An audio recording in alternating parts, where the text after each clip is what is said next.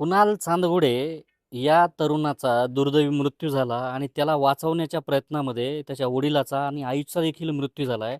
छत्रपती संभाजीनगरपासून अगदी जवळच असलेल्या खवड्या डोंगराच्या तिथं ही घटना घडली. त्या डोंगरावरून उडी मारली आणि त्याचा ह्या तिघाही जणांचा बळी गेलेला आहे. मात्र बळी गेल्याच्या नंतर कुणाल काहीतरी आयफोन मागत होता आणि घरचे त्याला नाही म्हणत होते आणि त्यामुळे त्याचा बळी गेला. असंच महाराष्ट्रासह देशभरामध्ये चर्चा चालू आहे. मात्र तसं नाही आहे. आयफोनचा आणि तसा काही विषयच नव्हता. आयफोन ऑलरेडी त्याच्याकडं होता.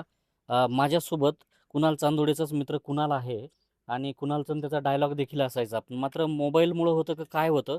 कुणालला बोलूयात आपण. कुणाल, सातत्याने आपण बघतोय की आयफोनमुळं त्यांनी जीव दिला आणि की आयफोनमुळं तो बळी गेलाय. काय बघतो तू? काय माहिती आहे तुझ्याकडे याच्याबद्दल? नाही कमीत कमी 20-25 दिवसाआधीच त्यांनी iPhone 11 Pro Max घेतला होता. तर iPhoneमुळं काही नव्हतं. कौटुंबिक काहीतरी वाद होते वाटतं त्यांचे.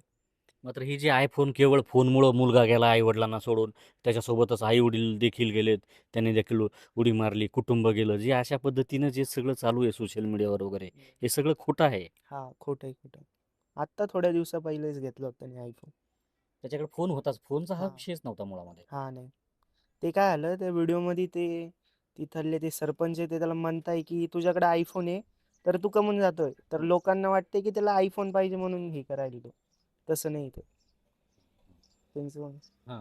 आपण बघितलं की मुळामध्ये आयफोनमुळं तो गेलाच नाहीये. त्याच्यामागे वेगळ्या गोष्टी होत्या, ज्या सातत्याने रोज वेगवेगळ्या गोष्टींवर खल पडतोय, वेगवेगळ्या पद्धतीने चर्चा होतीये.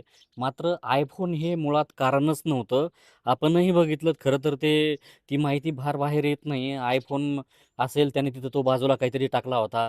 त्याच्यानंतर त्याच्या गळ्यामध्ये चांदीची जी चेन होती, ती पण काढून टाकली होती. पुन्हा काहीतरी हातात काहीतरी होतं, ते पण टाकलं होतं.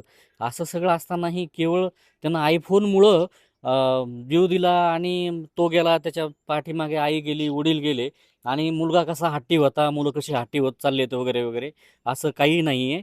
याच्यामागं वेगवेगळ्या गोष्टी समोर येताच आहेत. पोलीस तपासामध्ये जे काय असेल ते पुढं येतच राहील. मात्र आयफोनमुळं कुणालचा बळी गेला हे म्हणणं अत्यंत साफ चुकीचं आहे आणि ते खोटं आहे.